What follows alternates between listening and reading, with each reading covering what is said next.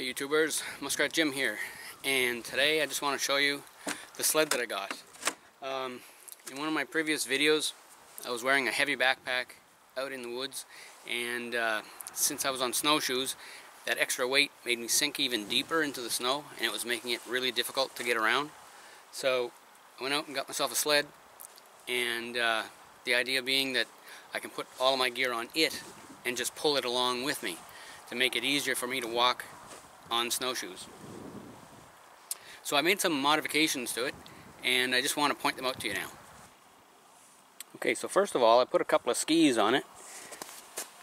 So these runners are made out of just pressure treated deck boards, just something I had laying around. And I ripped it on my table saw to 1.5 inches so that it would fit between these two grooves here.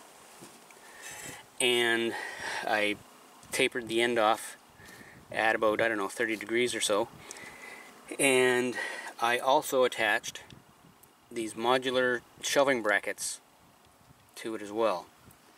So what I had to do here to get this bend is I took my Dremel and I just cut a little notch on both sides so that I could bend this over to match the slope of this runner. So these are screwed into the deck board. And then on the other side,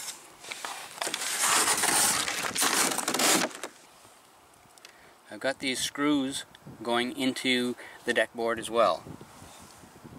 And I put these larger washers on just to distribute the pressure from the screw head. Now, when I put the screws into the bottom of the sled, I had to make sure that they didn't interfere with the screws that were coming up through the shelving bracket into the wooden slats. Now, when I bought the sled, it didn't even come with a rope.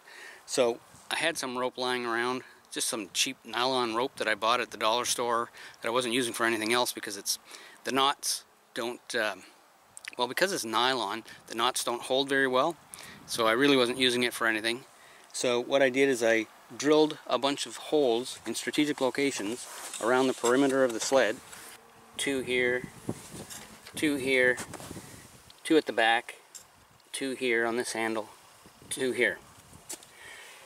So then I fed the cord through all of the holes so that it would provide tie-off locations for the bungee cords to hold the gear in place. And as you can see here, I've got a bungee cord that runs from the front all the way to the back, and then I've got one on the side that runs across, over, and across again. Now, because this nylon cord doesn't tie well, what I did is I ran the 2 ends through a thin piece of PVC. The one side I fed through this way to come out this side, and the other one I fed through this way to come out to this side. And then what I did was I made a knot at each end of the cord, and then I melted that down so then it forms like a big blob, and it's too big to fit through the whole of the PVC. So that gives me a good handle. And the other thing I can do with it is I can put this up against my back, being held in place with a belt, like this.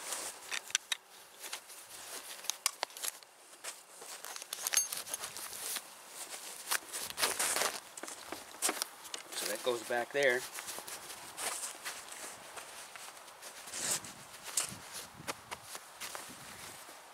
And so now, when I walk, that'll pull up against that belt, and everything will be great. Now, it isn't a true polk in the sense of the word, because it doesn't have rigid coverings on these cords. Now, I may or may not put any coverings on those.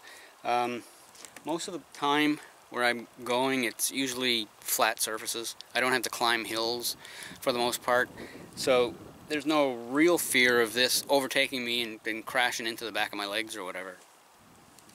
So anyway, let me just load it up and show you what it looks like. So that's what it looks like with 2 milk crates. Or I can cover it with a tarp like this.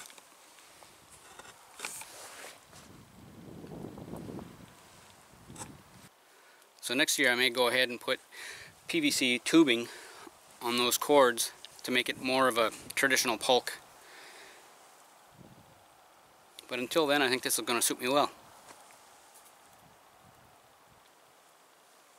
So, on my next outing, this is coming with me. This is Muskrat Jim, signing out.